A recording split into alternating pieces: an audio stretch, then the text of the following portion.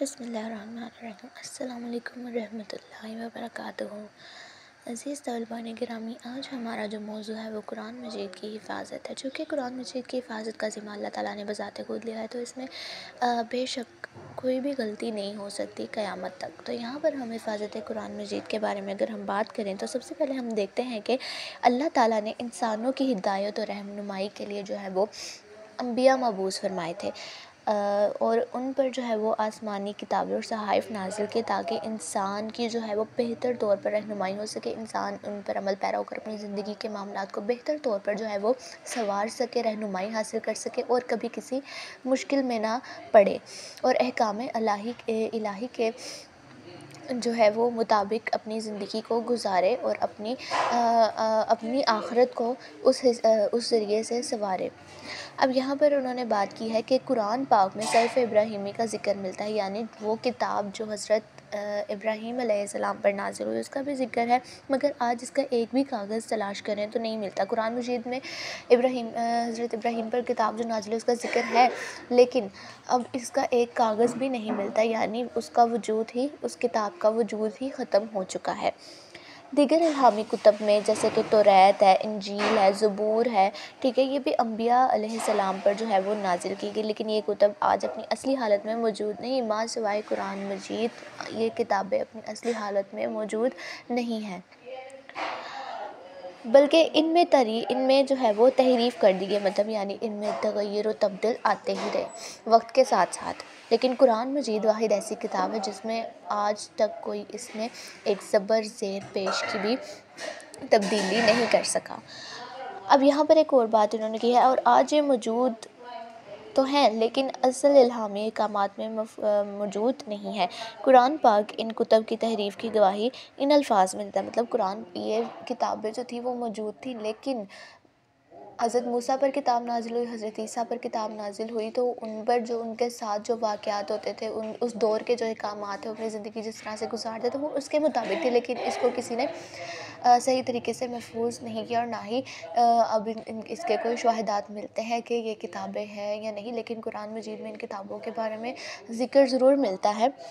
یہاں پر جو قرآن مجید کی اس طرح سے گواہی دیتے ہوئے کچھ الفاظ ہیں ہمارے پاس، میں ذکر ملتا ہے کہ یحرفون الکلام عن مواضعہ، وہ اس میں اپنی مرضی سے تبدیلی کر لیتے ہیں، لیکن جب اللہ تعالیٰ نے نبی آخر الزمان پر آخری الہامی کتاب قرآن مجید نازل کی تو اس کو تحریف سے بچانے کے لیے ایک وعدہ کیا، مطلب باقی کتابوں میں تو وہ لوگ اپنی مرضی سے تبدیلی لاتے رہے، لیکن جب قرآن مجید کو نازل کیا گیا تو اللہ تعالیٰ نے آپ صلی اللہ علیہ وسلم اور ان کی امت سے ایک وعدہ کیا کہ اس کی حفاظت کی ذمہ داری میں خود لوں گا۔ انا نحن نزلنا الذکر وانا لہ لحافظون، ترجمہ، بے شک ہم نے ہی اس ذکر قرآن کو نازل کیا اور ہم ہی اس کی حفاظت کرنے والے ہیں۔ اب یہاں پر پہلی بات یہ کہ اس آیت میں 3 باتوں کی طرف اشارہ ہے، منزل من اللہ ایک، اور دوسری قرآن مجید کا ذکر، تیسرا حفاظت الہی۔ اب منزل من اللہ سے کیا مراد ہے؟ یہ کتاب اللہ کی طرف سے نازل کردہ کتاب ہے، یہ کسی انسان کی تحریر ہے۔ منزل من اللہ یعنی یہ اللہ تعالیٰ کی نازل کی ہوئی کتاب ہے، نہ کہ کسی انسان کی، چونکہ انسان کا علم جو ہے وہ بہت ناقص ہے، وہ کوئی بھی ایسی پرفیکٹ یا کوئی بھی ایک معقول ایک غلطیوں سے پاک چیز نہیں لکھ سکتا ماں سوائے قرآن مجید کے۔ قرآن مجید اللہ تعالیٰ کی ایسی کتاب ہے جو اللہ تعالیٰ نے خود نازل فرمائی اپنے نبی پر، اور اس میں کوئی غلطی نہیں موجود۔ اب یہاں پر انہوں نے کہا ہے کہ یہ کسی انسان کی تحریر شدہ کتاب نہیں، پاک، صاف اور خالص ہے، اور ایسی فصاحت اور بلاغت والا کلام ہے کہ کسی انسان کا نہیں بلکہ صرف اور صرف اللہ رب العزت کا ہے۔ اس نے 7ویں آسمان سے آسمان دنیا پر قرآن کو نازل کیا، اور پھر قلب اطہر محمد مصطفیٰ صلی اللہ علیہ وآلہ وسلم پر نازل کیا تاکہ وہ لوگوں کو بھلائی کے راستے پر بلا سکے۔ اللہ تعالیٰ نے قرآن مجید کو آسمان سے آسمان دنیا میں نازل کیا اور پھر قلب محمد صلی اللہ علیہ وآلہ وسلم پر نازل کیا تاکہ وہ لوگوں کو جو ہے وہ بھلائی کے راستے پر بلا سکیں اور رشد و ہدایت اور آخروی کامیابی حاصل کر سکے، یعنی لوگ جو ہے وہ آخروی کامیابی حاصل کر سکے، جنت کے حقدار بن سکے۔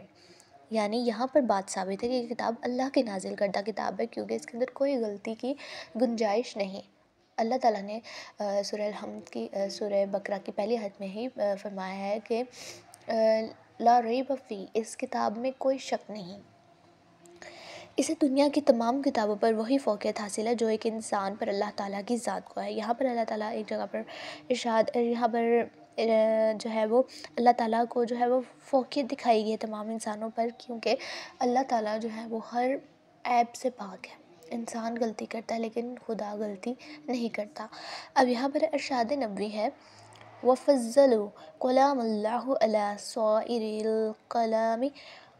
وَفَضْلُ اللَّهِ عَلَى خَلْقِهِ۔ ترجمہ، اللہ کے کلام پاک کی فضیلت اور برتر ہر کلام پر ایسے جیسے اللہ کی عظمت اس کی مخلوق پر، یعنی اللہ تعالیٰ کا کلام اتنا پاک اور برتر ہے پوری دنیا پر جس طرح اللہ تعالیٰ کی عظمت انسان پر ہے۔ اب یہاں پر الذکر نصیحت قرآن مجید، ذکر عربی زبان کا لفظ ہے، اس کے معنی ہے نصیحت۔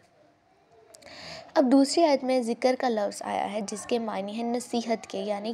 کسی بھی اللہ تعالیٰ نے انسان کو نصیحت اور سیدھا راستہ دکھانے کے لیے قرآن مجید کو نازل فرمایا کہ اپنی زندگی کے طور طریقے اس کے مطابق گزارے، نماز، روزہ، زکوٰۃ، حج، یہ ہمیں ہر قسم کے عیب اور برائیوں سے بچاتے ہیں۔ اور اللہ تعالیٰ کے قرآن مجید نازل کرنے کا مقصد ہی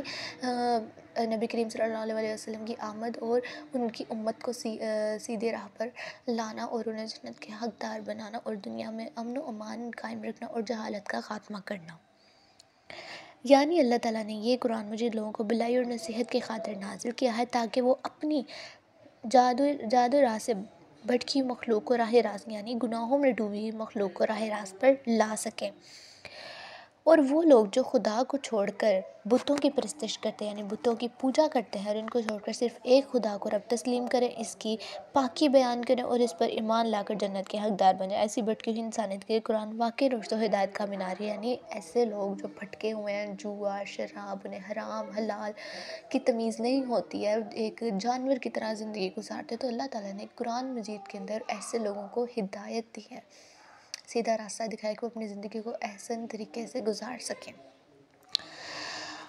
اب یہاں پر بقول حالی ایک بڑا ہی خوبصورت شعر لکھتے ہیں، اتر کر ہرا سے سوئے قوم آیا اور ایک نسخہ کیمیا ساتھ لایا، مس خاک کو جس نے کندن بنایا، کھرا اور کھوٹا الگ کر دکھایا۔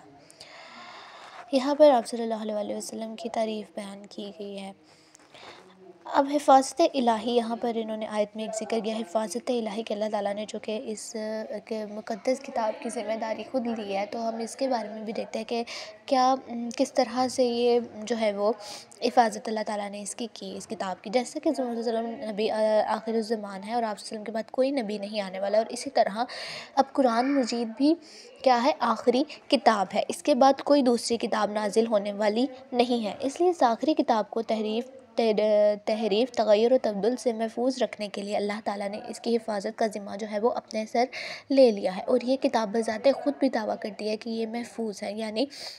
اللہ تعالیٰ نے جب اس کی تحریف کا ذمہ لیا کہ اس کے اندر کوئی بھی تبدیلی نہیں آئے گی یا اس کے اندر کوئی بھی غلطی نہیں ہے، تو اس کی حفاظت کا ذمہ جب خود لیا تو یہ کتاب خود بھی ایک بذات خود ایک ثبوت ہے، ایک سچائی ہے کہ اس کے اندر سچ میں کوئی تبدیلی نہیں واقع ہوئی۔ اب سورۃ ہم سجدہ آیت نمبر 42 میں ارشاد ہے لا یأتیہ الباطل من بین یدیہ ولا من خلفہ، باطل اس کے آگے یا پیچھے سے داخل نہیں ہو سکتا، یعنی وہ لوگ جو شیاطین ہیں، شیاطین کے پیروکار ہیں، وہ لوگ جو ہے وہ اس کو کسی بھی طرح سے غلط ثابت نہیں کر سکتے ہیں، اس میں کوئی بھی اس کو نقصان نہیں پہنچا سکتے۔ اگرچہ اس کتاب کی حفاظت کا ذمہ جو ہے وہ اللہ نے لیا ہے، اس کے باوجود یہ کتاب، یہ واحد کتاب ہے جو ہر دور اور ہر علاقے میں کتابوں کی صورت میں موجود ہے، حفاظت کرام کے سینوں میں محفوظ ہے، یعنی یہ کتاب جو ہے وہ اللہ تعالیٰ کی ایسی کتاب ہے جو تمام انسانوں کے لیے ایک ہدایت اور سیدھی راہ کی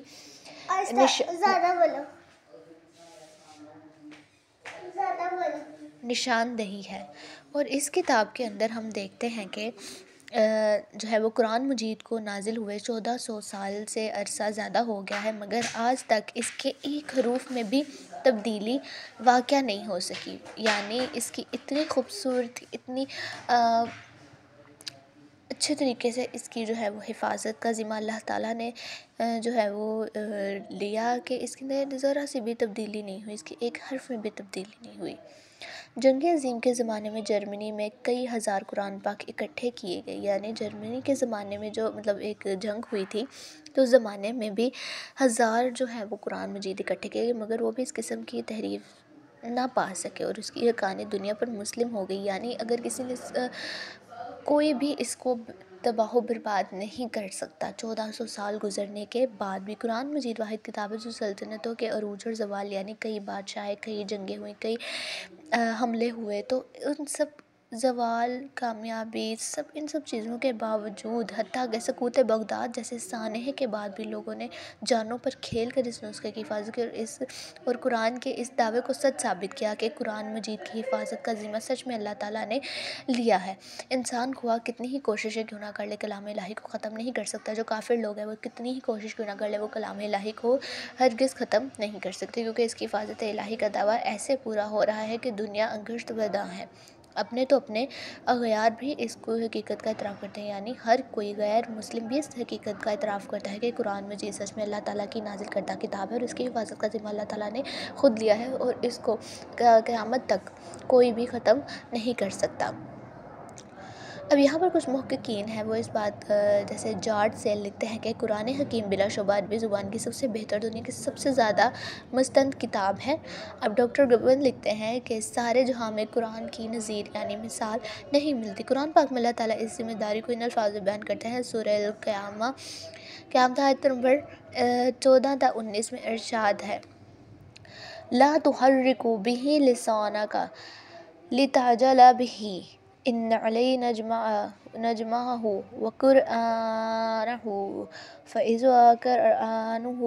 فاتبعوا قرآنہ ثم ان علینا بیانہ۔ ترجمہ، اس وحی کو جلدی جلدی یاد کرنے کے لیے اپنی زبان کو حرکت نہ دو، اس کو یاد کرا دینا اور پڑھوا دینا ہمارے ذمہ ہے، یعنی اللہ تعالیٰ نے اس کی ذمہ داری اپنے سر لی ہے یاد کروانے کی اور پڑھانے کی۔ لہٰذا جب ہم اسے پڑھ رہے ہوں تو اس وقت آپ اس کی قرأت کو غور سے سنتے رہیں، پھر اس کا مطلب سمجھا دینا بھی ہماری ہی ذمہ داری ہے۔ جب آپ ایک متوجہ طریقے سے غور سے سنیں گے تو یہاں پر ہمارا جو ہے وہ پورا ٹاپک جو ہے وہ ختم ہوتا ہے، اور امید کرتی ہوں کہ آپ کو اچھے سے ساری بات جو ہے وہ سمجھ آ گئی تھی، کس طرح نزول ہوا،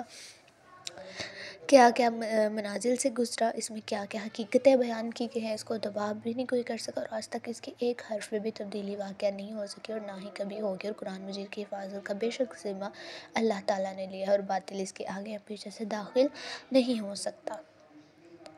امید کرتی ہوں سمجھ آ گئی ہوگی اور آپ پرچہ بھی